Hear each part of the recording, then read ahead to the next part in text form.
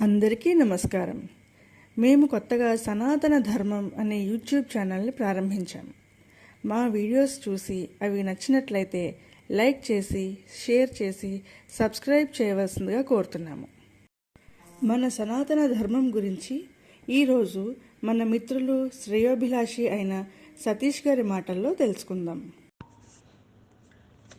అందరికీ నమస్కారం. సనాతన ధర్మం అంటే వేదాలంతటి ప్రాచీనత కలిగిన ధర్మం. పారమార్థిక పదకోసం అనే నిఘంటువులో దేశకాల సరిహద్దులు లేని ధర్మం సనాతన ధర్మం అని, హిందూ మతం అని విదేశీయులు ప్రచారంలోకి తెచ్చిన పదం ఏ సమాజానికి వర్తిస్తుందో ఆ సమాజం పాటిస్తున్న ధర్మం సనాతన ధర్మం అని నిర్వచనం ఇచ్చారు.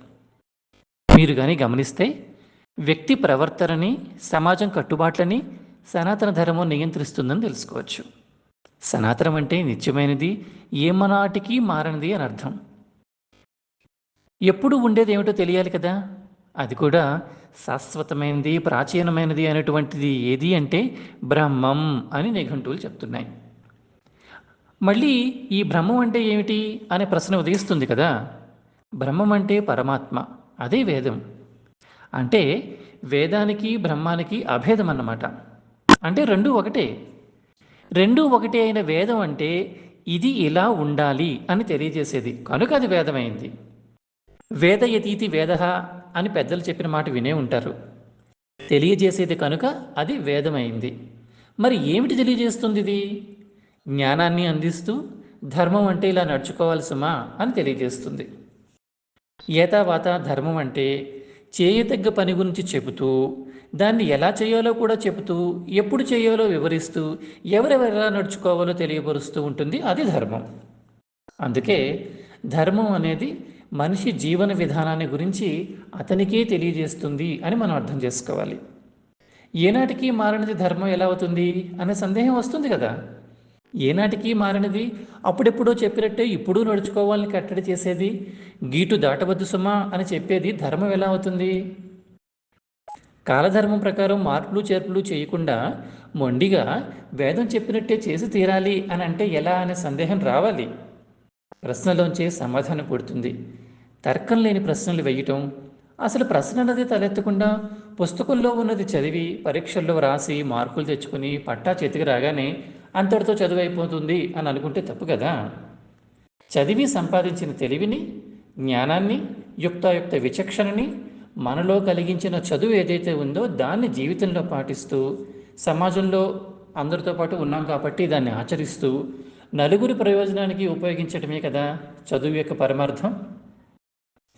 కాబట్టి మీరు నేర్చుకునే విద్యను మరొకరి కోసం ఉపయోగించాలి. ఆ మరొకరు వారికి తెలిసిన విద్యను మీకోసం ఉపయోగిస్తారు. అది పరస్పర సహకారం, అనుబంధం, అదొక బంధం, అదొక బాంధవ్యం, బాధ్యత. సదరు బాధ్యతని అంటే కర్తవ్యాన్ని బోధించే విద్య వేద విద్య. అంటే అది ఎప్పటికీ నిలిచి ఉండే సత్యాల్ని చెప్పింది కనుక, ఏనాటికి నిలిచి ఉండే సత్యాన్ని, జీవన విధానాన్ని చెప్పింది వేదమని, అదే సనాతన ధర్మం అని పెద్దలు చెప్పారు. ఎప్పటికీ పనికొచ్చే మాటలనే చెప్పింది సనాతనం కనుక అది శాశ్వతం అయ్యింది. ఆ నిర్వచనాన్ని తిరగేసి మార్పే లేనిది ధర్మం ఎందుకు అవుతుంది అని ఆలోచించకూడదు. మార్పులు అవసరం పడని విధంగా మంచి విధానాన్ని జీవన మార్గంగా చేసుకోండర్రా అని చెప్పింది వేదం.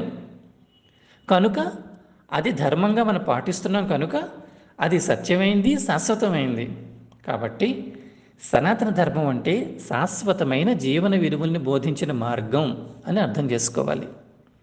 మనకు ఆడ్డం చేతకాక మధ్యలో ఓడు అని అంటామేమో తప్ప, మధ్యలో దరువు తాళం తప్పకుండా వేస్తే సరిగ్గానే పలుకుతుంది. అందుకు తగ్గట్టుగా పాదం కలిపితే నాట్యం చేస్తుంది. మనకు విద్య రాకపోవడంతో మధ్యల్ని తప్పు పట్టకూడదు. మనం మన పెద్దలు ఋషులు చెప్పిన విద్యని, అందించిన జ్ఞానాన్ని పొదివి పట్టుకోగలగాలి. ఋషి ప్రోక్తం అంటే అదే మరి. వారు తమ తపశ్శక్తితో దర్శించిన దాన్ని జీవన విధానంగా మలిచారు.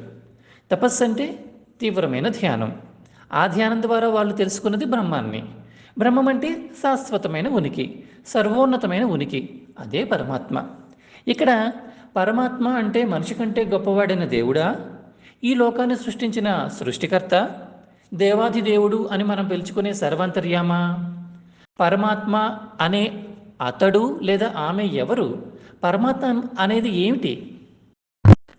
పరమాత్మ అనేది ఏమిటి అనే ప్రశ్నలకు సమాధానం తెలియాలంటే వ్రాతల్ని అధ్యయనం చేయాలి. ఏ వ్రాతల్ని చదవాలి? వేదాన్ని చదవాలి. ఉట్టిని చదవడం కాదు, లోతుగా పరిశీలించాలి, అధ్యయనం చేయాలి. అప్పుడు తెలుస్తుంది. ఏం తెలుస్తుంది?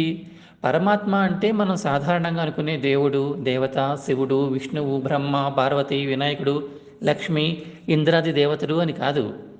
అన్ని జీవుల మూలం, దాని నుంచి సృష్టించబడ్డ వస్తువులు, వాటి అస్తిత్వం, వాటిని అనుసరించే విధానం గురించిన జ్ఞానమే పరమాత్మ అని గ్రహించే ఉన్నతమైన స్థితికి మనం చేరుకోవాలి. కలుగుతున్నది అధ్యయనం చేస్తే తప్పకుండా ఆ స్థితికి చేరుకుంటాం. ఇప్పుడు భూమిని చదును చేసి, దుక్కు దున్ని, విత్తనం చల్లి, నీరు పెట్టి, నారు పోసి, కలుపు తీసి, పైరు కోసి, తూర్పారబెట్టి వచ్చిన ధాన్యాన్ని దంచి పొట్టు తీసి ఆ బియ్యం గింజను ఉడికించి తినాలి. అప్పుడు కదా అన్నసారం ఒంటికి పడుతుంది, శరీరానికి సత్తు వస్తుంది, పనిచేసే నేర్పు అబ్బుతుంది. ఈ ప్రక్రియని అందరం స్వయంగా చేసుకోగలమా? చేసుకోలేరు. కనుక అంతిమ సారం మాత్రమే జనాభాకు అందుతుంది. మరి ఆసక్తి కలిగిన వాళ్ళు, ఋష్యత్వం ఉన్నవాళ్ళు లోతుగా అధ్యయనం చేస్తారు. అలా చేయడం లేదు కాబట్టి విత్తనం లేనట్టు, పంట పండించాల్సిన అవసరం లేనట్టు కాదు కదా. మనం తింటున్న మెతుకు వెనుక ఎందరి చెమట చుక్కలు సారంగా కారి మట్టిలో చేరి కుదురుకు అందుకుని అది మొలకెత్తి కంకులు కట్టి పాలు పోసుకుని రసవంతంగా సత్తువు కలిగిన విధంగా పోషకాలున్న ధాన్యపు గింజగా మారుతుందో తెలుసుకోవాలి కదా. అదే మన జీవన విధానానికి వర్తిస్తుంది. ఆ విధానమే సనాతన ధర్మం అయింది. కనుక రిలీజియన్ అనే అర్థంలో మతం అనే భావాన్ని ముడిపెట్టకూడదు. నిజానికి భారతీయ సనాతన ధర్మంలో జీవన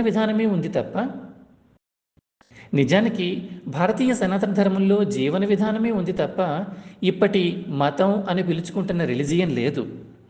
మతం అంటే అభిప్రాయం, వ్యక్తి అభిప్రాయం, సమూహ అభిప్రాయం. ఒక విషయం పట్ల ఉండే ఇష్టం, ఉద్దేశ్యం, సామూహిక అంగీకారమే అభిమతం కదా. అదే ఆ సమాజం అనుసరించి మతం. దానికి కాలక్రమేణా వర్ణాశ్రమ ధర్మాలను జోడించి ఒక విధానంగా మలుచుకుని సమాజంలో కొన్ని విభాగాలను చేసుకుని వృత్తి ధర్మాలను ఏర్పాటు చేసుకుని సమూహ, రాజ్య, దేశీయ అభిమతాలని, అంటే ఇప్పుడు మనం చెప్పుకుంటున్న మతాలని, అంటే అభిప్రాయాలని, అనగా జీవన విధానాలని ఏర్పాటు చేసుకుంది భారతదేశం. రాముడు ఈ మాట మళ్ళీ చెప్తున్నాను. మతం అంటే అభిప్రాయం, వ్యక్తి అభిప్రాయం, సమూహ అభిప్రాయం. ఒక విషయం పట్ల ఉండే ఇష్టం, ఉద్దేశం, సామూహిక అంగీకారమే అభిమతం. అదే ఆ సమాజం అనుసరించే మతం. దానికి కాలక్రమేణా వర్ణాశ్రమ ధర్మాలను జోడించి ఒక విధానంగా మలుచుకొని సమాజంలో కొన్ని విభాగాలను చేసుకుని వృత్తి ధర్మాలను ఏర్పాటు చేసుకుని మొత్తం సమూహంగా కానీ, రాజ్యం పరంగా కానీ, దేశం పరంగా కానీ అభిమతాలని, అంటే మతము అంటే అభిప్రాయము, ఆ అభిప్రాయాల్ని జీవన విధాలుగా ఏర్పాటు చేసుకుంది మన భారతదేశం. దానికి రిలీజియన్ అంటూ ఇప్పుడు మనం చెప్పుకుంటున్న అర్థం లేనే లేదు. మనం అర్థాన్ని కుదించుకుని ఎక్కువ కష్టం పడలేక మనకు తోచినట్టుగా మన స్వార్థాలకు అనుగుణంగా మార్చేసుకున్నాం. ఆ క్రమంలో కొందరిని ఎన్నో ఇక్కట్లకు గురిచేశారన్నది నిజం. దానికి మతాన్ని అడ్డుపెట్టుకున్నారు. వందల ఏళ్ల కాలంలో మన గురించి మనం కాకుండా మరెవరో రాసిన రాతల్నే మన సమాజపు నిర్వచనాలుగా భ్రమించి ఆ అపార్థాలనే అనుసరణీయాలు అనుకునే భ్రాంతిలో పడిపోయాం. బుర్రకు పదును పెట్టి ఆలోచనలకు చురుకందించి మేధను రంగరించి శోధించి తెలుసుకునే జిజ్ఞాస మళ్ళీ రావడం మొదలవుతున్నప్పుడు కొంత సంఘర్షణ తప్పదు. కనుక సనాతన ధర్మం అంటే పెద్దలు చెప్పిన మాటల్ని విని ఆకళింపు చేసుకోవడం ద్వారా స్వయంగా వివేచన చేసుకోవాలి. అలా చేసుకుంటూ వెళ్ళిన వారి బాటలో మనము నడవాలి. ఆ దారిలో నడుస్తున్న ప్రయత్నంలో అడుగులే ఇప్పుడు మీ ముందు సనాతన ధర్మ విశేషాలుగా ఉంచబడుతున్నాయి.